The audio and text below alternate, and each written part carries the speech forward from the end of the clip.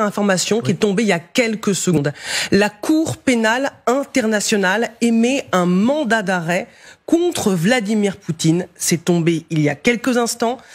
Et l'information est assez sidérante pour qu'on s'y arrête tout de suite. Alors Magali, qu'est-ce que ça veut dire? Ça fait des semaines qu'on parle, et général, ça fait des semaines qu'on parle des crimes de guerre commis par l'armée russe. On dit que Vladimir Poutine ne rendra jamais de compte, qu'on n'osera jamais élever la voix contre le chef du Kremlin. Et là, officiellement, la CPI émet un mandat d'arrêt. Oui, alors ça ne veut pas dire que demain, Vladimir Poutine sera dans le box des accusés, hein, attention. Ce n'est pas ce que je sous-entends, mais le fait... C'est un signal extrêmement politique, hein, évidemment.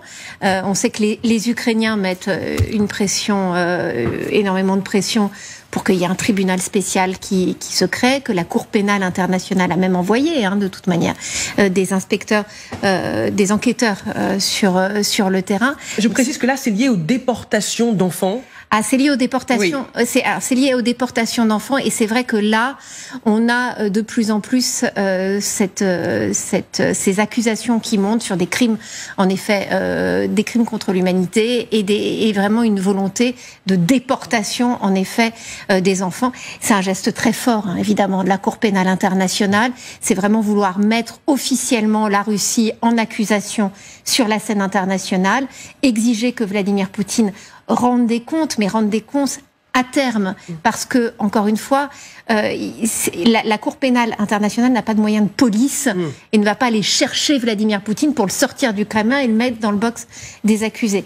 C'est une épée de Damoclès qui va peser sur le Kremlin, sur les officiels russes, qui savent maintenant qu'il y a cette menace-là qui pèse sur eux d'un jugement. Mais encore une fois, c'est un geste avant tout politique qui n'aura pas de conséquences pratiques dans l'immédiat.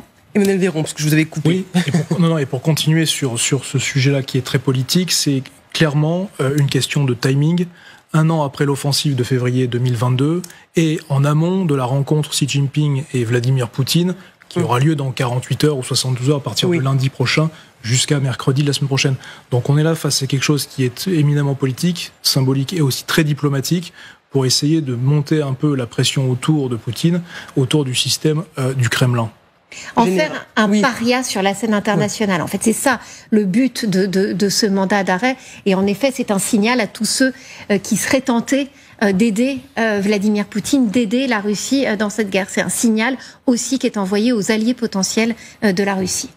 Général. Alors, sans être juriste, je suis allé vérifier rapidement. Il me semble que la Russie n'est pas signataire de la CPI. Non. Donc, déjà, l'effet est plus politique, finalement, et communication pour bien marquer le coup, je dirais. Ensuite, je dirais que elle ne peut pas ne pas le faire si effectivement elle a tous les éléments constitutifs, comme on dit, donc très bien. Ça, c'est l'aspect, je dirais, anti-guerre, pour condamner finalement l'agression russe d'une manière indirecte, surtout ses effets humanitaires sur les personnes. Maintenant, l'effet que ça peut avoir sur la Russie, sur Poutine, je pense aucun déjà pour commencer, mais sur la Russie, il y a quand même le risque, mais je pense qu'il est assumé, de durcir finalement la position russe en disant nous ne sommes pas signataires, on nous met devant un tribunal, quelles qu'en soient les raisons. Hein, je ne me bats pas sur les raisons en tant que telles, je parle sur les effets sur les populations. Donc je dirais que c'est un geste fort, comme vous l'avez souligné, c'est vrai, c'est un geste fort de la communauté internationale qui utilise le droit qu'elle a en sa possession. Maintenant, ça c'est l'aspect, je dirais, officiel, et puis maintenant l'aspect effet. Quel effet sur la Russie, sur Poutine? Déjà, si la Russie n'est pas signataire, d'ailleurs pas plus me semble-t-il que les États-Unis, donc ça aura un effet limité. Donc moi je dirais que je mettrais ça d'un niveau politique, et puis aussi peut-être pour satisfaire les opinions publiques internationales, et bien sûr l'Ukraine, pour dire voilà, on a pris la situation en main, voilà ce que l'on peut dire, voilà ce que l'on peut faire, au moins dans le déclaratoire, en s'appuyant sur le droit international. Maintenant, pour après, en termes d'effets, effectivement, j'ai quelques doutes sur l'efficacité. Je précise que Vladimir Poutine n'est pas le seul visé par ce mandat d'arrêt. Maria Lvova-Belova, qui est la déporteuse en chef de cette opération que l'on voit ici à l'image, est également visée par ce mandat d'arrêt. Christian Vicenti. Oui, merci beaucoup. Juste préciser, je suis également membre du conseil scientifique de l'Institut de géopolitique appliquée, d'études de géopolitique appliquée, IEGA. Voilà, donc c'est quelque chose de relativement nouveau que je voulais vous informer. Sur ce qu'on discute actuellement, on est pris de court parce qu'il faudrait aussi vérifier si la Yougoslavie de Milosevic était membre de la CPI. Parce que si c'était ou pas le cas, ou en plus forte raison pas le cas, malgré tout, la CPI s'est considérée comme étant en capacité de faire arrêter toute la hiérarchie de la Yougoslavie de Milosevic, c'est-à-dire Milosevic, Karadzic et Mladic. Et tous ces gens-là, comme vous le savez, ont fini ou en prison ou même se sont suicidés. Donc, même si en apparence il s'agit d'un affichage politique, en même temps, il faut savoir aussi, vous le savez sans doute, que je crois pas plus tard qu'aujourd'hui est paru un rapport d'étape de l'ONU sur la question des déportations d'enfants d'Ukraine vers la Russie.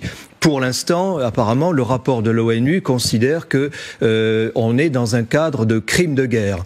Pas encore peut-être de crime contre l'humanité, pas encore de qualification de génocide, même si certains généraux sur votre antenne considèrent que la déportation massive d'enfants et la déculturation de ces enfants au titre de l'absence de nationalité ukrainienne, report sur une nationalité russe, déculturation totale de la personnalité, c'est considéré comme un cas de génocide. Mais évidemment, comme il s'agit d'un rapport d'étape de l'ONU, on verra à la suite si l'ONU va plus loin dans la qualification et qui certainement apporterait encore plus d'éléments pour une qualification de la CPI dans le cadre de ce qu'elle a entrepris et que vous venez d'annoncer. Voilà. Dans les cas précédents d'hommes d'État qui ont dû comparaître, comment s'est passée l'arrestation? Parce qu'évidemment, là, on n'imagine pas que la CPI va envoyer des hommes armés au Kremlin. Alors, évidemment, quand on repense à ce qui s'est passé avec Karadzic, Milosevic et Radic, il a fallu aller les chercher. C'est-à-dire que dans le cas de Milosevic, je pense qu'il y a eu une sorte de renversement du pouvoir en 2000. Donc, évidemment, après, il a fallu aller chercher et arrêter Milosevic. Dans le cas de Karadzic et de Mladic, il a fallu aller chercher, je crois, de mémoire pendant des années, et je crois que dans le cas, si je me souviens bien, de Radic, ils sont allés le chercher plus ou moins dans un monastère, enfin, via des dénonciations, etc. Donc, évidemment, dans le cadre de la hiérarchie suprême du pouvoir russe, on entre dans des zones, évidemment, de grande fiction, en quelque sorte, parce que ça supposerait qu'il faille aller également les chercher, quelque part. Alors, évidemment, ils sont au pouvoir, donc ça veut dire quelque part, ça suppose un changement profond que jusqu'à présent, évidemment, on ne voit pas venir. Mais dans le cadre de ce qu'on peut appeler le mandat du ciel appliqué à la Russie, à supposer que Poutine soit un tsar, on peut imaginer que si, évidemment, la Russie perdait complètement la guerre et fasse honte à elle-même comme à la face du monde, évidemment, on peut imaginer des situations que nous ne voyons pas aujourd'hui, mais qui pourraient aboutir évidemment à des qualifications ultérieures. Et nous sommes en direct avec Clara Gérard-Rodriguez, avocate en droit pénal international, ex-juriste à la CPI. Merci beaucoup d'être avec nous en direct sur LCI. Alors concrètement, d'un point de vue du droit, qu'est-ce que ça veut dire, ce mandat d'arrêt émis contre Vladimir Poutine, parce que cette décision est une décision choc, 1 an après le début de la guerre en Ukraine? Absolument. Donc, nous savions que la Cour pénale internationale enquêtait sur les crimes internationaux commis en Ukraine, donc crimes de guerre, crimes contre l'humanité et crimes de génocide. Très récemment, il y a eu des informations qui ont paru dans la presse, qui étaient des fuites en réalité, qui venaient du bureau du procureur, selon lesquelles le procureur allait solliciter l'émission de mandat d'arrêt contre des responsables russes. À ce moment-là, c'était vraiment il y a quelques jours, aucun nom n'avait encore été donné, mais on savait que ces mandats d'arrêt concernaient des crimes commis contre les enfants et ou des frappes contre les infrastructures civiles.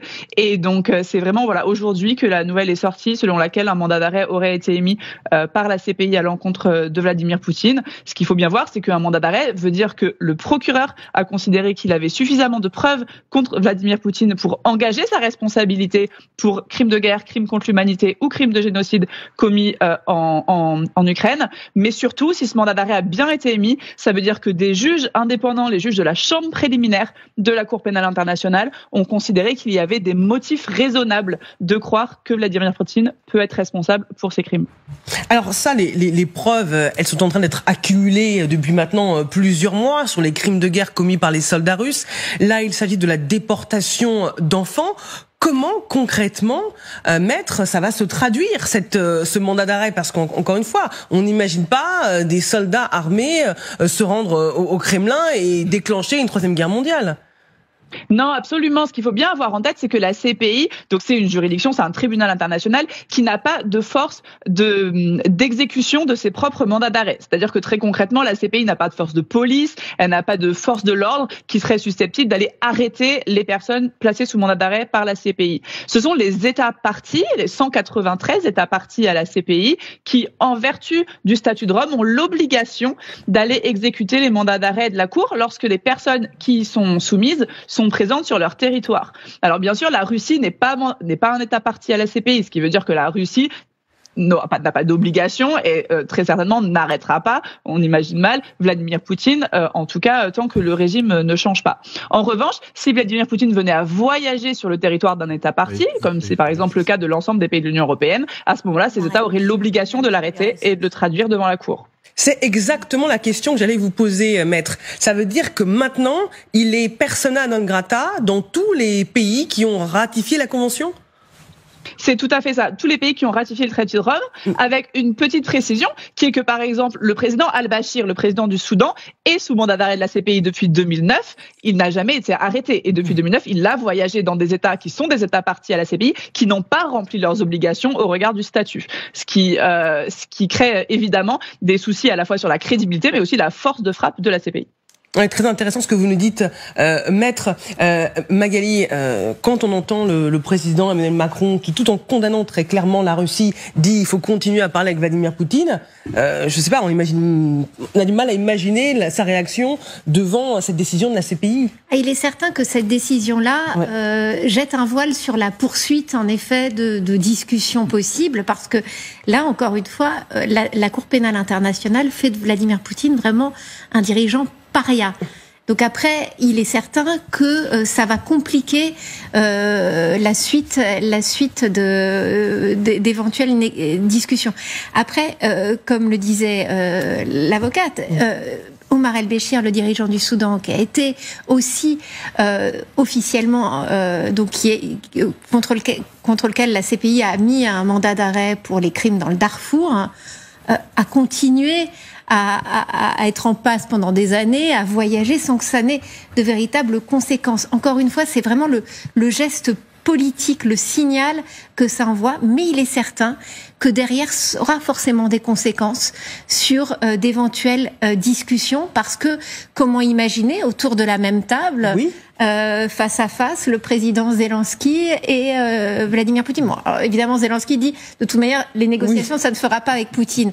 Mais si demain, il s'agit véritablement de lancer un round de discussion avec la Chine, peut-être en intermédiaire, ou la Turquie, ou face aux États-Unis, je ne sais, il est évident que ce mandat d'arrêt pose quand même un véritable problème, rien que pour les déplacements éventuels de Vladimir Poutine. Christian Vicente. Oui, si vous permettez, est-ce que je pourrais poser une question à l'avocate en ligne ? Bien sûr, maître Clara Gérard-Rodriguez est toujours avec nous. On le remercie. Notamment pour rappeler sur la question que j'évoquais tout à l'heure, est-ce que dans le cas de ce qui s'était passé à partir de 2000 par rapport à la Yougoslavie, est-ce que la Yougoslavie avait adhéré, avait signé les conventions qui permettaient permettait à la CPI d'intervenir et du coup permettre à l'arrestation, le jugement et la détention de Mladic, Karadzic et Milosevic. Est-ce que peut-être vous vous en souvenez sans doute? Alors oui, alors la situation était différente puisque en réalité les poursuites contre Mladic et Karadzic notamment, ou l'ensemble des anciens responsables de l'ex-Yougoslavie étaient conduites par le Tribunal pénal international pour l'ex-Yougoslavie, qui est une institution différente de la CPI, avec une précision très importante qui est que alors que la CPI a été créée par un traité de le statut de Rome qui est ratifié par certains États et qui n'est pas ratifié par d'autres, le tribunal pour l'ex-Yougoslavie avait été créé par le Conseil de sécurité des Nations Unies, ce qui signifie que l'ensemble des États membres des Nations Unies avaient l'obligation d'exécuter ces mandats d'arrêt sans qu'ils aient eux-mêmes à signer un traité ou une convention quelconque. Merci pour cette précision, mais très importante. Si vous nous rejoignez en direct sur LCI, c'est une décision inédite depuis le début de la guerre en Ukraine. La Cour pénale internationale émet un mandat d'arrêt contre Vladimir Poutine face aux crimes de guerre commis en Ukraine. C'est lié très précisément à la déportation et au transfert illégaux d'enfants. Ce mandat d'arrêt concerne également Maria Lvova-Belova, considérée comme la déporteuse en chef, commissaire russe aux droits de l'enfant. Est-ce que vous pouvez nous en dire plus, Magali? Oui, c'est un titre qu'elle occupe, c'est un poste qu'elle occupe depuis 2021 précisément. Elle a 38 ans, son mari est Pop, elle est à la tête d'une famille très nombreuse, 10 enfants dont 5 adoptés, et elle appartient au parti de Vladimir Poutine, Russie Unie. Elle est même sénatrice. Depuis le début de la guerre, elle a pris une place prépondérante au sein du régime, puisque vous l'avez dit, c'est elle qui est à la tête des opérations, entre guillemets, de sauvetage d'enfants ukrainiens. Son rôle a même été encensé par le président russe en septembre dernier. Voilà ce qu'il disait: cette femme fragile fait à elle seule plus pour les enfants et la paix que ces Américains honteux qui griffonnent les listes de sanctions. Voilà ce qu'il déclarait en septembre 2022. Donc elle se rend elle-même dans les territoires occupés, elle se rend elle-même dans le Donbass pour visiter les hôpitaux, les orphelinats, pour recueillir les enfants et organiser leur évacuation. Tout ça est tout à fait officiel. On voit ici des images de reportages qui sont faits soit par la télévision russe, soit par ses propres chaînes Telegram ou son propre compte Instagram. Elle les met en ligne parce que pour elle, c'est une opération humanitaire qu'elle met en place. Vladimir Poutine, dès le mois de mai, avait signé un décret permettant aux Russes d'adopter rapidement et facilement des enfants ukrainiens. C'est donc officiel, le président russe a signé un décret, on voit donc les reportages, et cette femme, donc Maria Lvova-Belova, a elle-même adopté un enfant, un adolescent, il s'appelle Philippe, il a 16 ans, il vient de Mariupol, elle l'a accueilli dans sa famille nombreuse. Elle le disait, au début c'était compliqué, il était difficile, Philippe, il chantait l'hymne ukrainien, il faisait preuve de mauvaise volonté, mais elle dit que son comportement a changé, il est maintenant reconnaissant envers sa famille qui l'a sauvé. Et elle explique comment tout ça se passe, comment les évacuations se passent et comment ça se passe une fois que les enfants sont en Russie. Elle s'est exprimée par exemple pour son fils adoptif. Elle a expliqué, il a été à l'école et puis il y a des programmes scolaires spécifiquement adaptés. Comprenez qu'ils sont en train de suivre des cours dont l'histoire a été modifiée. Oui. Ce sont des cours russes pour qu'ils ne parlent plus que russe et certains d'entre eux d'ailleurs ont vu leur prénom changer. Une russification à marche forcée jusqu'à changer le prénom de ces enfants déportés. Et j'oubliais juste, elle faisait déjà l'objet de sanctions, elle était sous le coup de sanctions américaines. Voilà. Tout à fait. Merci Magali pour ces informations. Est-ce que cette décision oblige tous les pays à faire face à leurs responsabilités? Je pense à la Chine, dont on va parler dans quelques instants, qui joue un double jeu. Là, face à un mandat d'arrêt mis contre Poutine pour des déportations d'enfants, et on est obligé de choisir son camp, général. Oui, mais je crois qu'on a la dimension du droit, aujourd'hui, d'un côté, avec tout ce qu'on essaye de mettre en place pour réguler, je dirais, les relations internationales d'une manière ou d'une autre, y compris dans ce cas très, très net. Donc ça, c'est l'aspect du droit. Et puis l'autre côté, je dirais, je vais utiliser un terme qu'on n'utilise plus tellement chez nous, la raison d'État, qui fait qu'en fonction des intérêts des uns ou des autres, on va voir si on applique ou non les règles. Il me semble que la Chine n'est pas non plus signataire, me semble, de la CPI. Non. Voilà, donc on a quand même un certain nombre d'États très importants en termes d'effectifs, de puissance, qui privilégieront la raison d'État par rapport, je dirais, à la raison du droit. Voilà, donc le droit ne peut pas tout résoudre s'il n'y a pas la force avec, comme on le dit très souvent. La force sur le droit, c'est pas grand-chose. Voilà. Et donc là, je crois qu'effectivement, on va avoir un débat, je pense, intéressant sur l'utilisation de ce droit international pour condamner la Russie, très clair. Maintenant, je reviens à ce que je disais tout à l'heure, en termes d'effets, la procédure est lancée. Oui. Maintenant, est-ce qu'il y aura des effets à terme ? J'en doute, sauf si effectivement ce qu'on a évoqué tout à l'heure, que Poutine demain tombe de pouvoir et qu'il y a peut-être une révolution de palais ou une révolution tout court en Russie, où là effectivement Poutine et ceux qui l'entourent pourront être transférés devant un tribunal. Mais je crois que c'est cette condition, et à condition bien sûr qu'ils acceptent de signer la charte de la CPI pour dire oui, on accepte qu'une justice internationale supplée notre justice nationale et donc se mette en quelque sorte sous la coupe de la communauté internationale. Et je crois qu'aujourd'hui on n'a pas vraiment, moi j'ai pas le sentiment que ce soit la tendance générale du monde de dire que ce droit qui est, moi je dirais très occidental, puisse s'appliquer à l'ensemble des États du monde qui ont d'autres soucis, d'autres visions du monde et une autre appréciation du droit. Ouais, vous soulevez un point très sensible en général. C'est le procès vraiment qui est fait à la Cour pénale internationale, d'être une justice occidentale. Et on peut être sûr que la réaction du Kremlin va aller dans ce sens-là, en disant c'est la justice des Occidentaux. Donc Vladimir Poutine va balayer d'un revers de main cette mise en ce mandat d'arrêt en expliquant que la CPI agit aux ordres. Donc c'est là où ce sont toutes les lacunes finalement de la justice internationale, parce que elle a eu quand même depuis le début pas énormément de résultats. Il faut bien le voir. Et donc il y a eu ce procès en illégitimité qui a été fait à certains moments.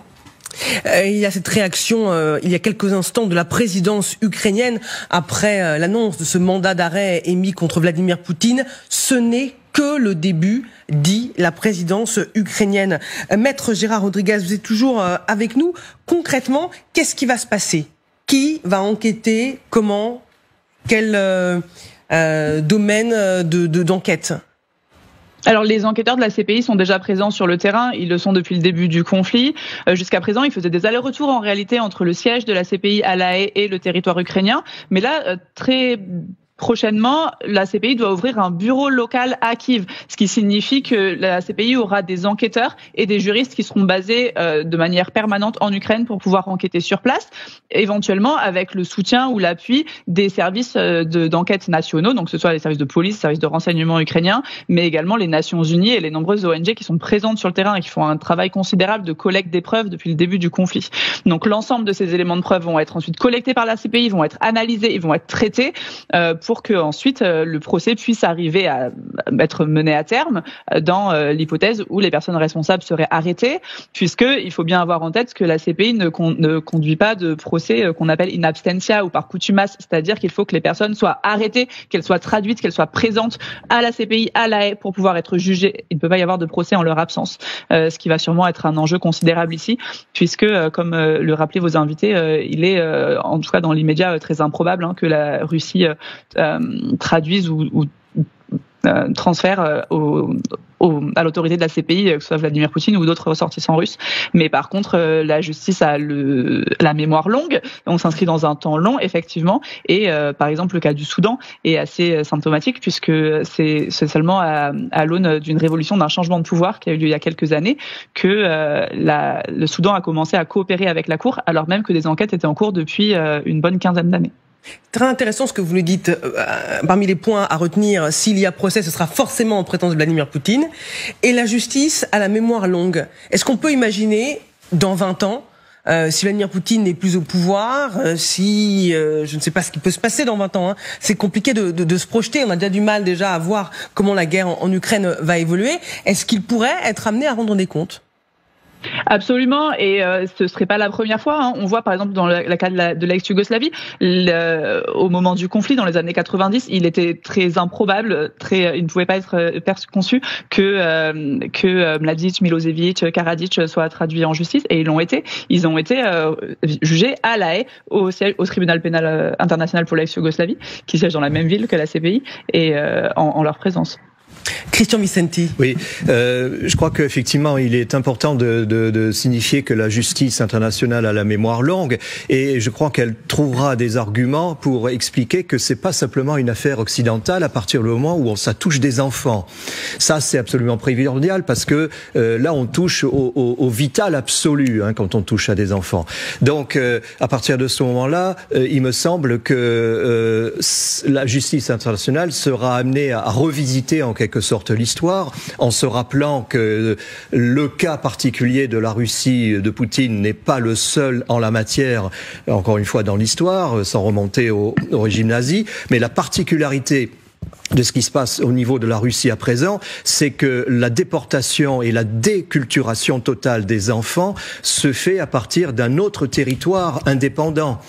Tant qu'il s'agissait, l'Union soviétique, il faut savoir, a pratiqué effectivement ce qu'on pourrait appeler les trafics d'enfants de toutes sortes, les déportations, mais tant que ça restait à l'intérieur et que ça reste ce qui s'est appelé d'ailleurs à un certain moment le Holodomor, c'est-à-dire l'extermination par la faim, évidemment l'argument était de dire oui mais ça concernait uniquement que l'intérieur de l'Union soviétique, ça ne dépassait pas les frontières, donc à la limite il n'y a jamais eu de jugement de l'histoire dans ce domaine-là, et même un oubli collectif en quelque sorte à ce titre. C'est maintenant, seulement maintenant, qu'on se souvient que il a bien existé une déportation massive et une extermination massive au titre du Holodomor. Là maintenant, on est dans un conflit international avec effectivement une déportation et quasiment un génocide d'enfants qui sera qualifié plus tard, venant d'un pays agresseur sur un pays indépendant. Et ça, évidemment, quelque part, ça change tout. Et donc ça amènera à une revisite de l'histoire et évidemment à un jugement international qui concernera l'ensemble de l'humanité, parce qu'encore une fois, ça touche des enfants. Et ça, c'est tout à fait nouveau, si j'ose dire, en quelque sorte. Permettez-moi d'accueillir en plateau Claire Cambier. Bonjour, reporter qui vient de rentrer d'Ukraine il y a quelques heures. Merci beaucoup d'être avec nous, Claire. Alors c'est un sujet que vous connaissez bien, parce que vous y avez été confronté sur le terrain. Vous avez effectué plusieurs missions en Ukraine et vous avez rencontré des familles ukrainiennes dont les enfants avaient été enlevés. Racontez-nous. Malheureusement, c'était lors de leur contre-offensive de septembre. On était à Kupiansk, à l'est de Kharkiv. On a rencontré des familles qui nous ont raconté ne plus avoir de nouvelles de leurs enfants. Ils étaient vraiment désespérés parce qu'ils n'avaient aucun moyen en fait de les contacter, de savoir où ils étaient, de savoir comment les récupérer surtout. Et on avait également été se renseigner auprès des policiers locaux pour savoir s'il y avait d'autres familles dans ce cas. Là, on avait appris qu'il y avait carrément 3 bus complet d'enfants qui avaient été envoyés juste avant la libération par l'armée ukrainienne en Russie. Alors officiellement, c'était des départs en vacances, des vacances en Russie dans des camps pour 15 jours, 3 semaines. Et malheureusement, ces enfants ne sont jamais revenus. Alors ça, c'est des cas qu'on a entendus donc du coup à Kupiansk, mais aussi à Izium. Il y a eu des cas aussi à Kherson. Oui, mais ces familles, donc, avaient fait le choix d'envoyer leurs enfants en Russie en se disant qu'ils pouvaient revenir. Alors c'est pas forcément des choix. Hein. C'est ça que je pose la question vraiment, peut-être un peu naïvement, mais pour éviter ce sont des villes occupées et malheureusement elles sont obligées de se soumettre aussi à la réglementation des occupants russes. Donc il y a des parents qui étaient qui étaient d'accord, mais qu'ils soient d'accord ou pas, hein, les enfants étaient emmenés, ça c'est sûr. Nos confrères Hélène Bonnet et Charlotte Lefetté ont réalisé un très bon reportage en janvier. Elles ont rencontré 2 familles qui avaient pu récupérer leurs enfants. Ça a été un long périple en Crimée, à l'aide d'une ONG, parce que seule elle n'y arrivait pas. Et ce qu'elle racontait, ce que racontaient les enfants, c'est notamment tout ce qui était ukrainien, par exemple les t-shirts avec des symboles avaient été déchirés. Ils étaient obligés tous les matins de chanter l'hymne russe. Donc on sent vraiment qu'il y a cette volonté de russifier, disons, les enfants et de leur faire oublier finalement leur nationalité ukrainienne, pardon. Alors Moscou a réagi à l'instant après cette décision, ce mandat d'arrêt émis contre Vladimir Poutine. Moscou dénonce une décision insignifiante et dénuée de sens. Moscou dénonce une décision insignifiante et dénuée de sens. Et si Maître Clara Gérard Rodriguez est toujours avec nous, j'avais une question très précise. Demain, si Vladimir Poutine quitte la Russie, pour se déplacer, pour effectuer une visite diplomatique.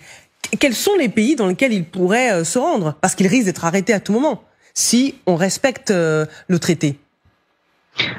Alors, tous les États qui sont partis au statut de Rome ont l'obligation d'arrêter Vladimir Poutine.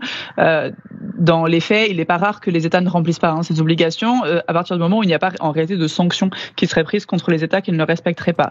Mais il est vrai que les États qui sont aujourd'hui les plus sûrs, entre guillemets, pour Vladimir Poutine sont ceux qui ne sont pas partis au statut de Rome, ce qui comprend notamment la Chine, la Corée du Nord, mais également les États-Unis, Israël, de très nombreux pays occidentaux ou d'Afrique qui ne sont pas membres du statut de Rome. Merci beaucoup, maître Clara Gérard-Rodriguez, avocate en droit du pénal international et ex-juriste à la CPI, d'avoir été avec nous en direct. Vous restez avec nous, je vous rappelle cette information, cette décision inédite depuis la guerre en Ukraine qui risque de changer beaucoup de choses. Ce mandat d'arrêt émis contre Vladimir Poutine par la Cour pénale internationale. À tout de suite.